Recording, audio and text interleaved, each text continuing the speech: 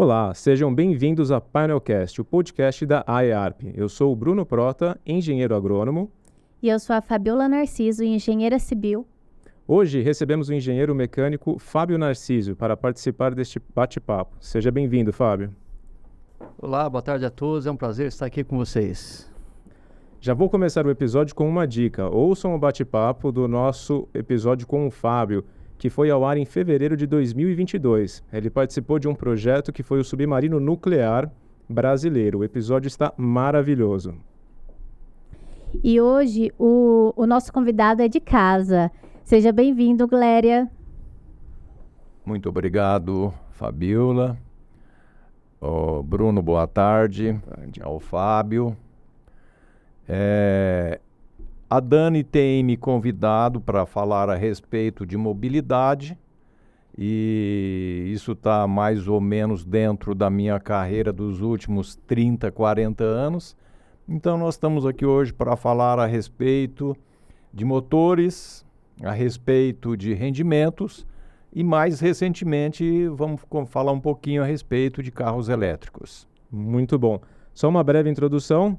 O nosso querido Gléria é engenheiro agrônomo, diretor financeiro da IARP, mas não veio aqui para falar nada sobre a nossa gestão. Nós convidamos o Gléria para falar sobre toda essa paixão que ele tem sobre carros, motores e mecânica.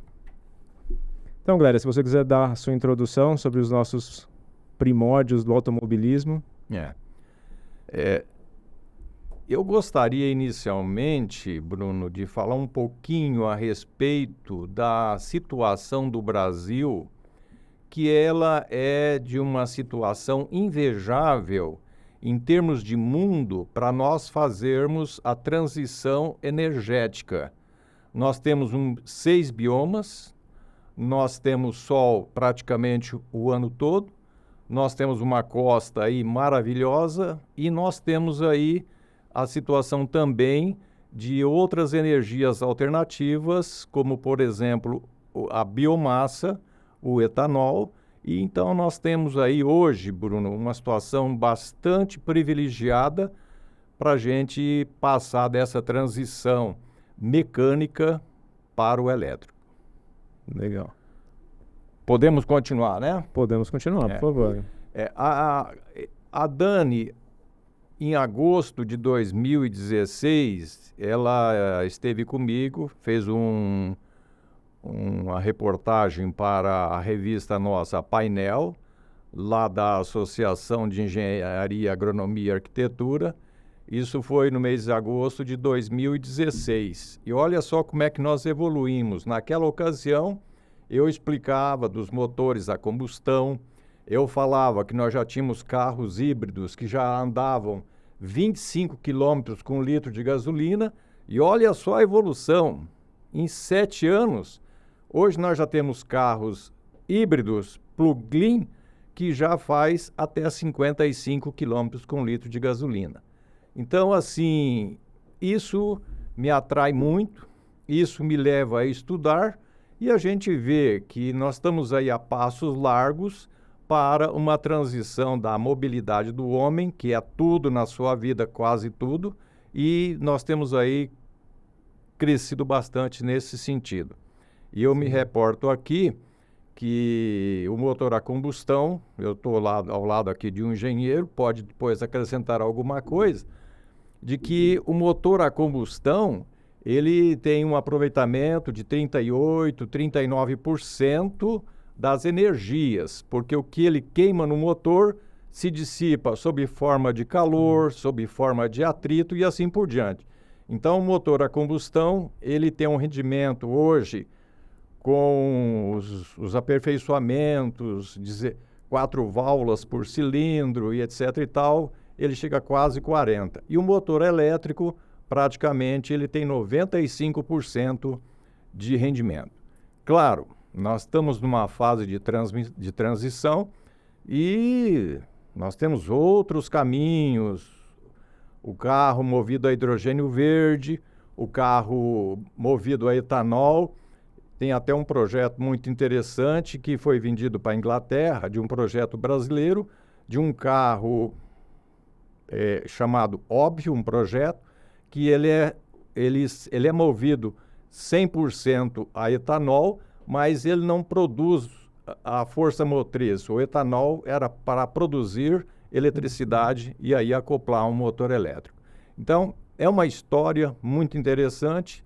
Desde a época de estudante, década de 70, 80, eu sempre estudei o assunto mobilidade. Gléria. Ai, desculpa. Pode, por favor. Gléria, e como que você descobriu essa paixão? Quando nasceu essa paixão por carros? Fabiola, foi até um assunto muito emocional, porque na minha época de estudante, eu pegava carona, nós tínhamos, eu juntamente com meu amigo Manuel da Apis Flora, nós tínhamos o dinheiro contadinho para pegar um ônibus daqui para a Unesp. E se nós não pegássemos carona, a gente tinha que ir de ônibus e tínhamos essa reserva pelo menos.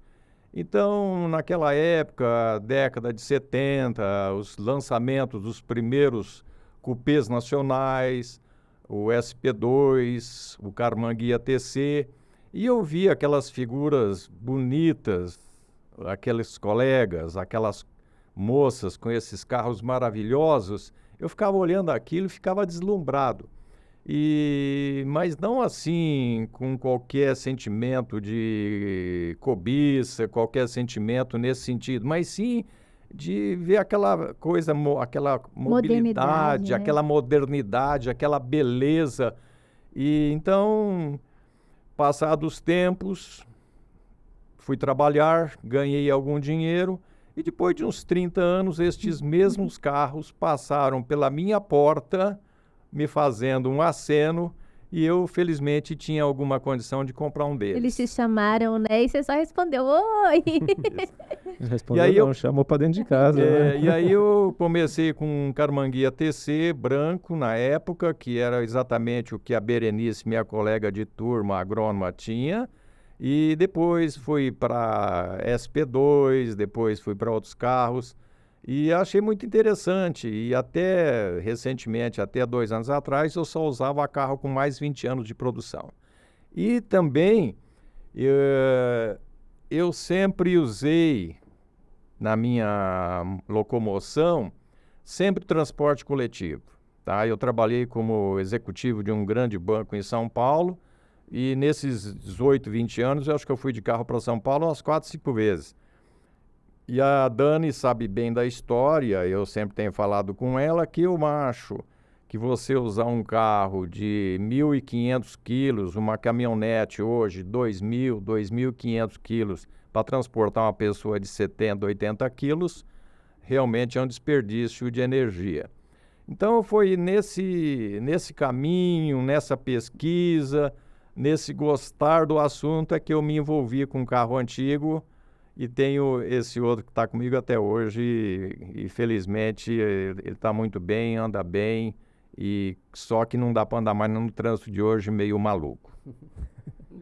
É interessante, né? A história aqui da Gléria, ele tem um histórico de uma passagem por esse crescimento de conhecimento a nível veicular, né? Então, parecido com a minha, eu também cresci também pegando carona, né? Fui para a faculdade na base da carona, né? E a gente cresceu também com aquela presença daqueles veículos daquela época, da minha época, né? Eu tinha, por exemplo, como um modelo de veículo, o Puma, né? Sim. Né? O Puma era um carrinho bonito naquela época. Eu falei assim, puxa vida, eu acho que eu vou ter um carrinho desse aí. Como diz a moçada, da hora. É, o da hora. Eu acho que nem fala, mas da hora fala. Não, mas naquela época eu falava. Na época do Puma. Fabiana, eu me cuido muito, porque tem termos, né, Fábio, que a gente usa, que a moçada de hoje não fala mais, não sabe o que é, né? Mas esse da hora era muito próprio. Então, a gente, os carros eram uma referência, né? A gente vai acompanhando, vai vendo o que vai aparecendo, né? Então, assim como o senhor falou, né? Para mim o Puma era uma referência, assim como o SP2 que você falou também, né? Mas você foi numa profundidade maior, você gostou. Opa. Temos um... Temos um impacto aqui. Muito intruso. Um impacto. Uma Como vez- fala, a tecnologia acha a gente. A gente esconde dela, mas ela ainda acha a gente. E eu fico realmente impressionado, né? Porque, na realidade, né, a gente, quando gosta de alguma coisa, você vai aprofunda, você acaba indo muito no conhecimento, né? Vai aprofundando para conhecer realmente as particularidades do veículo aí, né? Né? Mas conta a historinha para nós aí, né? Sobre o carro, o primeiro carro, o veículo, né, a vapor, né? Quer dizer, foi o primeiro tipo de acionamento, né, de um veículo para começar a movimentar, né? Quer dizer, esse é o histórico dele, né? Depois Sim. passou para uma combustão, né? Sim, Né? sim. E você chegou a conhecer alguma máquina dessa, por exemplo? Assim a nível de visita? Fábio, eu me impressiono muito com aquilo que o homem cria. Eu, quando vejo um monstro de um navio chegando num porto com aquela calma, com aquela tranquilidade, com aquela dirigibilidade, eu fico olhando aquilo, eu fico pensando como o homem é um bicho criativo. Mas o que você me pergunta, eu não tenho muito interesse, porque é de uma época bem lá para trás e realmente li muito, não vivi e basicamente o meu interesse, o meu aprofundamento, ele é mais aí a partir da década de 1910, 1920. Por quê? Porque lá tem um imbricamento quando começou a luta entre o carro a combustão e o carro elétrico. É isso que eu ia falar. gente. E não sei se todos sabem, mas naquela época tinha mais carro elétrico, 1910, 1920, do que carro a combustão. Por quê? As poucas mulheres que dirigiam naquela época, que tinham carta, elas tinham preferência pelo carro elétrico porque ele já tinha uma partida na bateria. Ao passo que o carro a combustão, ele tinha que pegar na manivela. E a manivela, no dia frio, ele realmente é um negócio exercício. meio complicado, né? Então, assim, sobre a tua pergunta, eu não tenho grandes conhecimentos, sei da história, sei que tudo transitou naquela época, né? Mas a Né? Porque minha... Foi o marco, né, inicial, né, do Isso, movimento da... Isso. Né? Agora, de 1910 para cá, 1920, eu tive até num encontro de carro antigo em Hershey, nos Estados Unidos, que é o maior evento de carro antigo do mundo, e eu vi lá uma Cadillac 1913 ainda funcionando. E eu vi lá uma coisa impressionante, ela não tem cabine, parece uma carroça motorizada. Então isso aí me provoca muito a minha curiosidade, como é que as pessoas se locomoviam. E você sabe que carro, desde aquela época, ele sempre representa um status social da pessoa, financeiro, econômico, etc. e tal.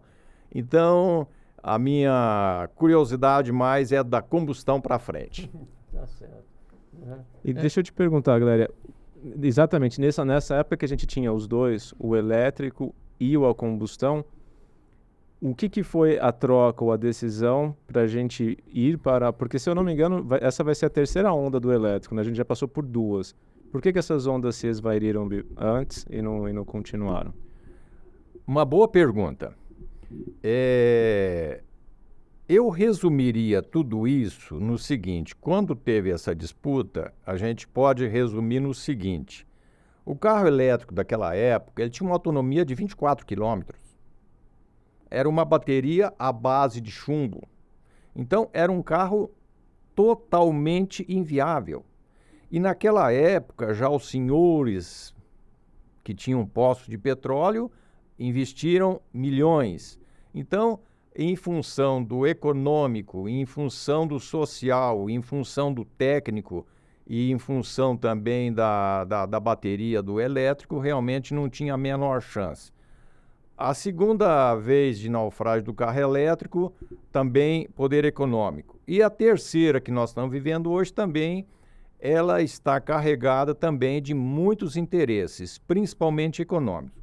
Porque veja bem, hoje você pega uma indústria com 120 anos de tecnologia, infraestrutura totalmente paga, totalmente instalada, quando você vem com um carro elétrico, uma tecnologia nova, vai mudar toda a infraestrutura, vai mudar os parâmetros econômicos, financeiros e sociais, evidentemente, ele vai ter dificuldades, ele vai ter pessoas que vão contra isso. Você vê por aí que hoje muita gente fala que não acredita nisso.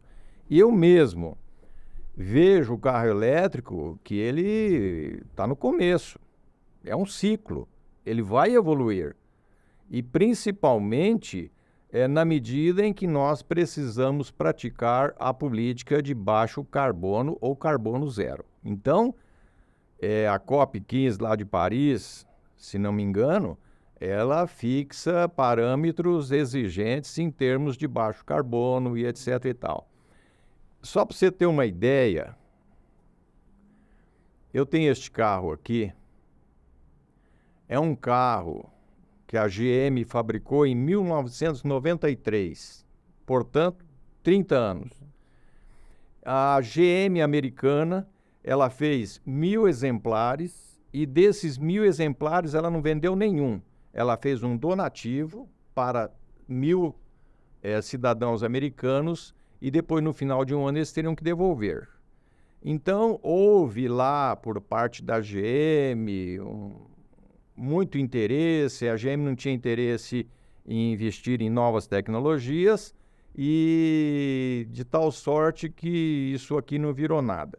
Eu tenho, inclusive, um DVD em fita, que a gente estava comentando agora há pouquinho, que conta por que mataram este carro.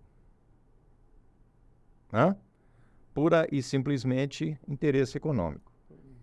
A fita conta que depois que foi feita aí a devolução, inclusive deu polícia, porque tinha muito cidadão que não queria devolver o carro e somente a polícia que conseguiu retomar.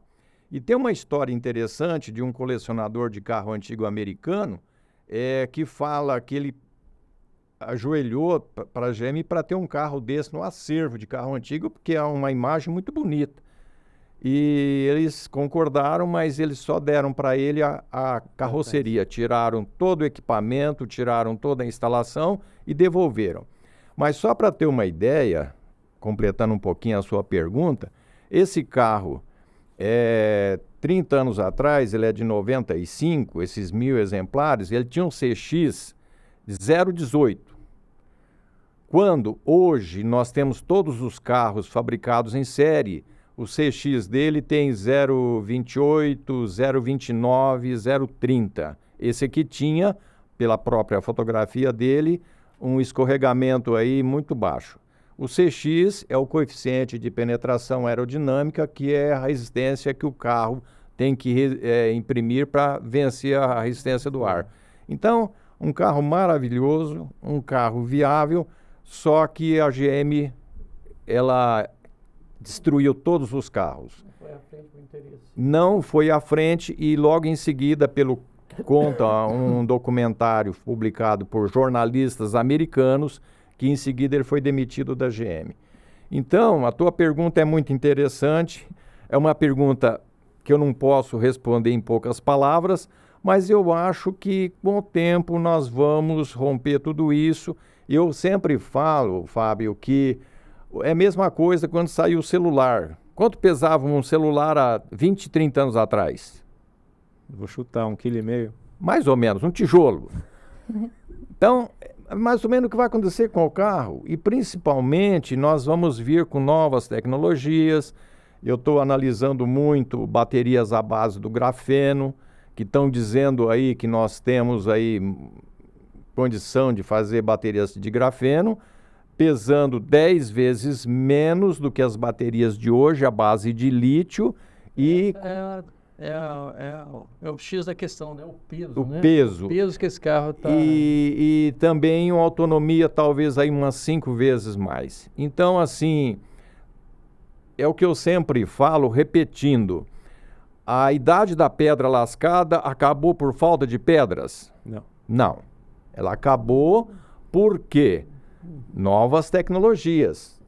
Foram aparecendo, foram facilitando a vida do homem no campo. Isso. E agora a mesma coisa, a idade do petróleo vai acabar, não talvez pela falta de petróleo, mas novas tecnologias. Mas é interessante o Glória abordar essa questão das novas tecnologias, né? Porque hoje, quando você vai lançar um empreendimento, já se pensa em deixar pelo menos 1 ou 2 vagas para carro elétrico. Antigamente a gente não pensava nisso. Antigamente não era uma coisa que se colocava, e hoje para um empreendimento que vai lançar daqui 2, 3 anos, já está no escopo de ter a vaga para carro elétrico para carregar. Então, assim, pode ser que futuramente essas 2 vagas também sejam muito poucas para a quantidade de carros que vamos ter. Sim. Mas é já um primeiro passo, né? Sim. Fabiola, eu fiz há algum tempo atrás, eu fiz uma entrevista com um repórter da IPTV sobre aproveitamento de água de chuva. E eu conversando com o repórter, ele perguntou para mim por que eu tinha feito aquilo, e eu sempre explicando a sustentabilidade, o aproveitamento. Na minha rua faltava muita água e os vizinhos me viam jogar água à vontade na rua, perguntava, tua rua aí não não falta água por quê? Foi água de chuva. E o repórter me falou uma coisa que me marcou muito, que a TV ou a mídia ou todos os pontos de conhecimento, a mídia principalmente televisiva, ela é um ponto de multiplicação de ideias, que a TV não vai fazer captação de água de chuva e também não vai instalar o que você está falando de tomadas elétricas para carro elétrico nos prédios. Mas se ela vai lá e divulga, é um ponto de multiplicação de ideias. Só um minutinho que a gente precisa, antes de continuar, vamos ouvir o recado do engenheiro agrônomo Alexandre Tazinafo. Olá, meu nome é Alexandre Tazinafo e eu quero convidar você, engenheiro, arquiteto e agrônomo, para se associar à AEARP, Associação de Engenharia, Arquitetura e Agronomia de Ribeirão Preto. Por que se associar à AEARP? Além de um espaço fantástico, a maior associação do Brasil, com uma estrutura física para você aproveitar todos os espaços, você tem novas pessoas, você tem um network para valer e você tem um resultado diferente. Novos lugares, novas pessoas, novos resultados. Venha para a AEARP. Continuando aqui, o Glória estava falando do poder de multiplicação da televisão. Mas eu realmente concordo, Glória. Hoje, vender a vaga, se não for divulgado, realmente não vão cobrar da gente que tenha mais. Eu acho que até por isso que hoje tem muito influenciador, né? Sim. Hoje os influenciadores, eles divulgam alguma coisa, a pessoa fica sabendo e fala, eu quero isso. Aí vai um influenciador. Hoje muitas construtoras até contratam influenciadores para falar nos seus prédios o que tem, o que não tem. Aí vai lá o influenciador, nossa, nós temos uma vaga, 2 vagas para carregamento de carro. Isso difunde, as pessoas passam a querer mais. Mas somente fazer também não vai vender, vai influenciar igual a TV hoje. É verdade. Mas eu gostaria de uma curiosidade, né? Hoje, falando de carros elétricos, híbridos aí, né? Na sua opinião, em que fase que nós estamos, né, com a tecnologia, né? Se ela pode chegar num ponto onde nós vamos estar totalmente confiáveis, né, com esse veículo elétrico? Respondendo a sua pergunta, eu vou ser um pouquinho radical. Em termos de carro elétrico, agora, repensando o que eu falei há pouco, nós estamos ainda na idade da pedra lascada, em termos de carro elétrico. Porque para pensar, aqui em Ribeirão ainda tem lugar para carregar, mas se você for para o interior, onde que você encontra lugares para carregar um carro? Boa pergunta. Fabiola, assim, por exemplo, hoje nós temos que ter muita noção, como usuário do carro elétrico, das suas limitações. Eu, por exemplo, eu não viajo mais de carro, não uso carro a combustão, então eu tenho um carro compacto, elétrico, para andar na cidade. Então, quando eu vou viajar principalmente para São Paulo, eu vou de busão vou de carona, ou então eu compro uma passagem aérea bem antecipado, que sai mais barato que ônibus. Então, assim, é interessante que o usuário do carro elétrico, para os dias de hoje, ele tem que entender isso. Apesar que as marcas premium já têm carros elétricos com uma autonomia de 1.000 quilômetros. Inclusive, nós temos uma Mercedes-Benz lançada na Alemanha, que ela tem mais torque, tem mais arranque que Porsche. Entendeu? Então, a gente tem que entender que ele tem limitações. E nós estamos no começo de uma nova era, tá? Só um gancho sobre o que a Fabiola falou, né? Sobre, né, o abastecimento desse veículo, né? Nós teríamos um outro problema, né? Uma coisa é você colocar 2 veículos num condomínio para abastecer esse veículo com tomadas elétricas. A outra situação é você ter um condomínio todo com abastecimento com carros elétricos. A instalação elétrica é outra. É mesmo, eu não tinha pensado nisso. A cidade não comporta. A cidade comporta? Não sei, eu nunca tinha pensado nessa situação. Veja bem, outro dia até me fizeram uma pergunta, se eu já tinha feito a conta, quanto que eu gasto por quilômetro rodado com o meu carro elétrico. Eu falei, olha, eu nunca vi essa conta, mesmo porque eu moro numa casa térrea, eu instalei placas solares. Então, eu tinha uma conta, por exemplo, vamos estabelecer grandezas disso. Eu, por exemplo, gastava entre 600 e 700 reais de energia por mês.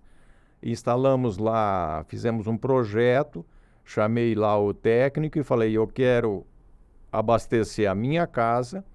Dei para ele a potência do carro que eu iria usar e pedi para ele dar mais uma margem de 30% no projeto dele, o engenheiro que esteve na minha casa. Então, hoje, respondendo a sua pergunta e também a dela, eu tenho na minha casa um custo para o automóvel, para a minha casa e também para um outro escritório que eu fiz uma portabilidade de aproximadamente R$125. Então, resumindo, eu tenho o meu automóvel abastecido, eu tenho a minha casa abastecida e tenho um outro escritório que está alugado, abastecido com energia solar, e nós pagamos aquilo que as companhias falam na GD, que é a geração distribuída, nós pagamos o uso da energia que circula na fiação da empresa, tá? Tinha até um incentivo, bem lá no começo, de que ao longo dos 5 anos, as companhias distribuidoras, elas iriam avaliar ou medir o que você usou e o que você deixou de usar. E lá na frente, eles iriam te devolver uma parte dessa energia não usada em dinheiro. Mas a produção de energia hoje é tão grande que isso aí já foi para o espaço. Apesar que você também está no Brasil e aqui você sabe, né? Na verdade, a parede reboca o pedreiro, né? Então, nada é garantido. Então, isso aí já não existe mais. Ao longo de 5 anos, se você usar, não usar, perdeu e acabou, começa um outro ciclo. Então, eu tenho uma pergunta com relação a isso. Agora, comparando o Brasil, não sei se o senhor tem esse conhecimento, mas, por exemplo, uma vantagem que eu vejo no Brasil, no sistema elétrico, no sistema de painel solar na casa, é de você poder colocar na rede, porque isso barateia muito a instalação. Se o senhor fosse fazer essa mesma instalação, tendo as baterias para ficar off-grid, seria um outro investimento, provavelmente o dobro. Sim. E como funciona isso fora do Brasil? Todo mundo pode fazer esse sistema híbrido onde você usa à noite a energia da concessionária e ela desconta o que você produziu durante o dia? Porque isso é um benefício que a gente tem aqui, né? Sim. É por isso, mais uma vez, Bruno, que eu estou dizendo que o Brasil tem tudo para se dar muito bem com a mobilidade elétrica, mas tem tudo. Nós temos uma situação privilegiadíssima. A minha esposa esteve num congresso mundial de ginecologia em Paris no mês passado e ela me falou que em Paris tem mais carro elétrico que carro a combustão. E eu tenho também um sobrinho, que ele é engenheiro, formado aqui em Ribeirão Preto. ele trabalha numa fábrica de ração para peixes na Finlândia. E lá também tem muito carro elétrico, apesar que lá a matriz elétrica deles, a matriz energética, é diferente da do Brasil, que eles usam muito hidráulicas a partir do derretimento das geleiras lá das montanhas, tá certo? Até me surpreendeu porque é um dos países que tem a energia industrial mais barata do mundo, ok? Então, assim, talvez... Estendendo um pouco mais a sua pergunta, nós também temos aí que no Brasil nós temos também agora, falando um pouquinho de energia eólica, principalmente agora se fala muito das offshore, nós vamos ter aí a intermitência de produção entre uma energia que é gerada durante a noite e uma que é gerada durante o dia. E nós sabemos que eólicas no Brasil também está num desenvolvimento fantástico. E os ventos bons para gerar energia eólica são aqueles que sopram à noite, porque durante o dia a brisa terrestre vai para o mar e à noite vem a brisa marítima para o continente com mais força. Então, quando uma apaga o sol, entra a energia eólica. Hoje, nos projetos de geração, já está tendo um combinado, né, entre a eólica e a geração solar, né? Isso. Então, se perceber, né, mais na região norte hoje do país, né, você vê os parques eólicos na sequência, né? Sim. E a energia solar, ela está lá em segundo plano, né, aproveitando toda a área, né, que está sendo utilizada para esse tipo de geração. Então, está tendo hoje a combinação entre a eólica e a geração solar. Sim, né? Que é a geração intermitente, né? Quando uma cessa, entra a outra. Outra coisa também, que talvez estendendo a sua pergunta, é que está se investindo muito em baterias, ou seja, nós estamos aí num início de tecnologia de grandes reservatórios de bateria para aproveitar a energia do sol e depois da noite para não ter o problema do um tempo nublado, 3 dias de chuva, uma semana de tempo nublado e assim por diante. Então está tudo no início, está tudo começando, está tudo aí por fazer. Agora voltando à pergunta dos carros. Gléria, você comentou aqui por cima, mas é verdade que você só tem carros antigos? Fabiola, eu já tive quase todos. Mas dá muito trabalho. A manutenção, apesar dele ficar parado, você tem que limpar, você tem que trocar bateria, você tem que trocar óleo, você tem que olhar parado, pneu. Depois não liga, né? Tem que dar a partida de vez em quando. Tem que dar uma voltinha. Né? Então eu estou assim numa fase da minha vida que eu estou buscando muito a praticidade. Então hoje eu tenho só 2 e tenho esse outro contemporâneo aí, mas o resto eu praticamente me desfiz. E tudo na vida tem um sentido quando você tem a fase que você está com paixão ardente. Cessar da paixão, você tem que mudar. Oi, galera, e vamos falar de novidade hoje, né? Tem uma novidade nesse veículo hoje elétrico? Porque eu vi uma reportagem sobre o Suzuki. A Suzuki, ela lançou no mercado, ela não lançou, ela apresentou o protótipo dela, né? Numa feira e que, segundo a notícia, né, era revolucionar o mercado. Engenheiro Fábio, eu estava até pensando em falar isso, mas você antecipou o que eu ia dizer, mas foi em bom tempo porque eu poderia até me esquecer. Não tem nenhuma fábrica de carro elétrico no Brasil. Todas as marcas que nós temos são todas importadas. O que eu estou vendo de momento é que a China, ainda acho que ontem, anteontem, eu vi uma grande manchete aí que eles estão subsidiando várias marcas chinesas para tomar conta do mercado brasileiro em termos de carro elétrico. Por exemplo, tem uma fábrica chamada vou falar em português, mas o original é BYD, em tradução... Construa o seu sonho. Em tradução linear, construa seu sonho. Ela comprou as instalações da Ford em Camaçari, na Bahia. E parece-me que dentro de 2 ou 3 anos ela estaria produzindo aí entre 500 e 600 mil veículos elétricos por ano. E tem a Aval, que comprou a instalação da Mercedes-Benz, se não me engano, em Avaré, ou Sumaré, se não me engano.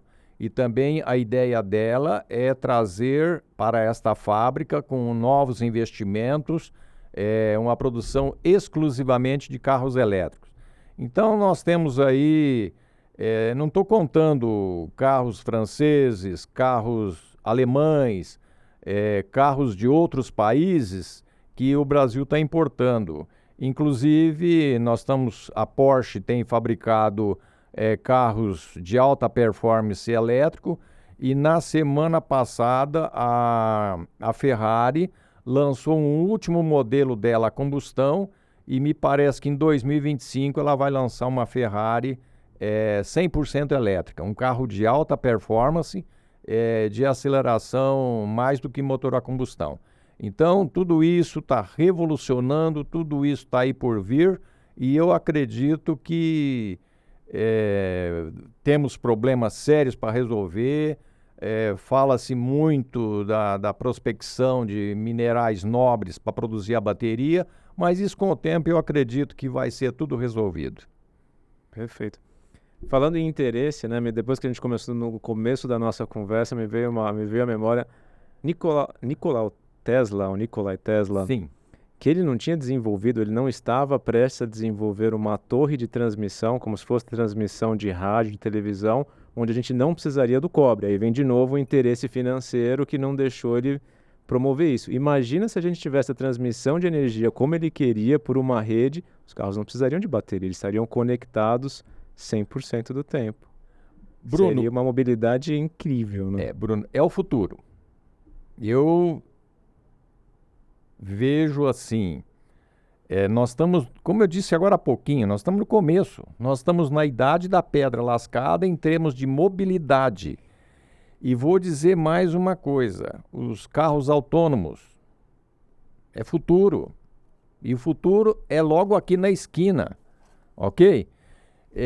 Tesla, você citou um sonhador, você citou um empreendedor, você citou uma pessoa que acreditou, que investiu e que, se não me engano, no exercício de 2022 ou 2021, ele fabricando 600 carros elétricos, ele teve uma rentabilidade maior que a GM americana, que fabrica por ano 4 milhões de carros a combustão.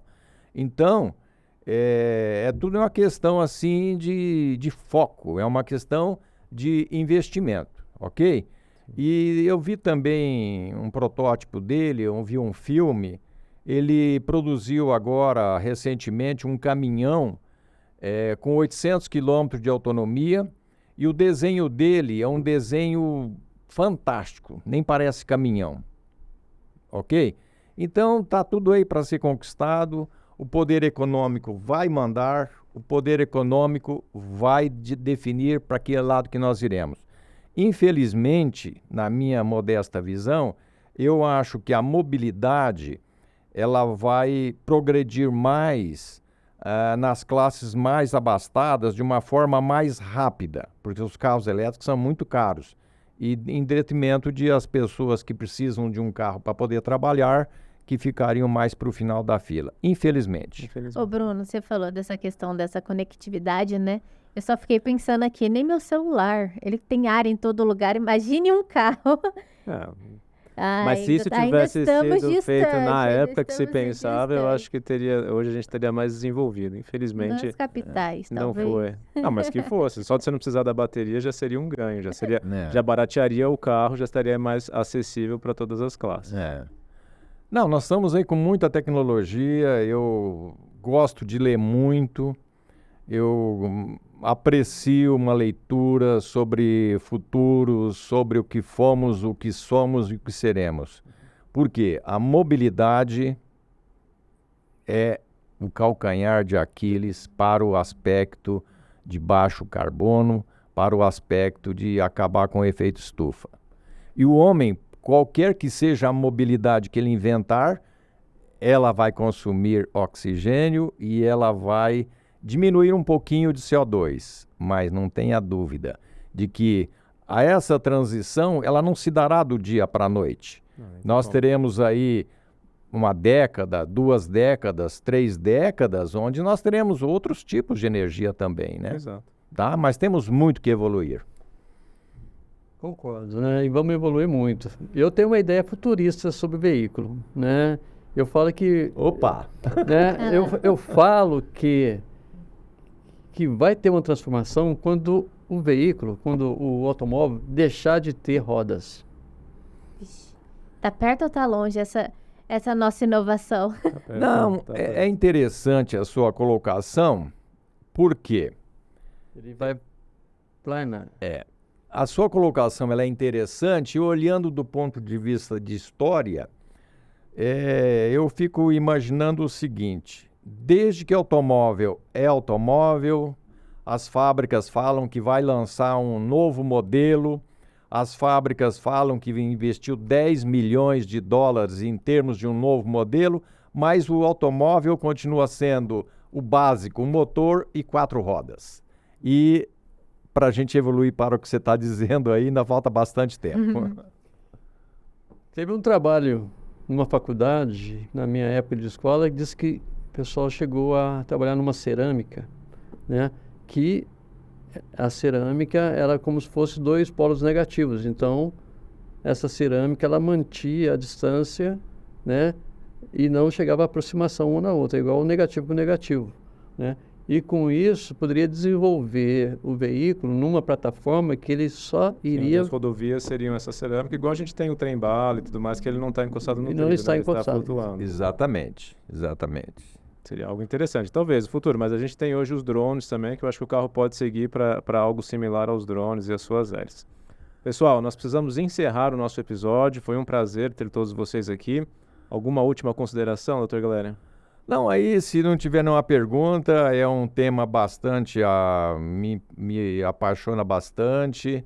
Eu gosto muito, apesar da Dani me falar que eu sou da área agronômica, que eu trabalho com números, mas assim, adoro o aspecto de mobilidade, gosto muito de ver, de estudar, de analisar e de andar, principalmente. Uma coisa que eu não gosto é colecionar miniaturas. Tem que ter utilidade, né? Não, é bom pegar, é bom andar e nós estamos assim num limiar de uma nova fase. Só recordando, o Brasil tem 6 biomas, o Brasil tem um privilégio de ter todos os recursos naturais para desenvolver, para passar para trás e praticar a política do baixo carbono ou carbono zero. E nós chegaremos lá com certeza. Só para deixar uma curiosidade para quem quiser procurar depois, se não estou enganado, na Arábia Saudita, né, eles estão desenvolvendo o The Line, que é uma cidade de 170 quilômetros, 2 torres, e a intenção é exatamente mobilidade zero, né? Você fazer tudo nas proximidades e vai comportar a maior marina do mundo numa das extremidades, e um sistema aí de trem, de metrô, ligando a cidade inteira. Então aí acabaria com a emissão através de carbono pelos carros. Bom, pessoal, muito obrigado pela presença de todos. Este é o Painelcast, o podcast da AEARP. Você pode nos ouvir e ver no Spotify, YouTube e só ouvir em todos os outros tocadores, como Apple Podcasts, Deezer e o Amazon Music. Os links estão no @AEARP e no @Painelcast. Aproveita para avaliar, acionar o sininho e seguir favoritar. E dependendo de onde você nos ouve, favoritar. Queria falar alguma coisa, Fabiola? Eu ia Desculpa. agradecer o Gléria, agradecer o Fábio pela presença. Muito obrigada, foi muito bom conhecer e entender um pouco, porque eu entendo de carro assim, é vermelho, é prata, é preto, então abriu um pouco a mente nossa. Muito obrigada. Eu gostaria de conhecer essa cidade, mesmo porque parece que ela vai ter calçadas amplas para as pessoas circularem a pé. Sim. Fantástico. Eu só vi fotografia, mas eu gostaria de estar um dia lá andando nessa cidade. E eu acho que vai ser em breve. Pelo que eu vi, eles já estão com 20% do projeto já Em execução. Em execução. Ótimo. O episódio tem sempre temas de interesse dos profissionais de engenharia, arquitetura e agronomia e geociências. Siga a gente nas redes sociais, no @earp e no @painelcast e compartilhe o episódio. Conta pra gente o que você achou. Até mais.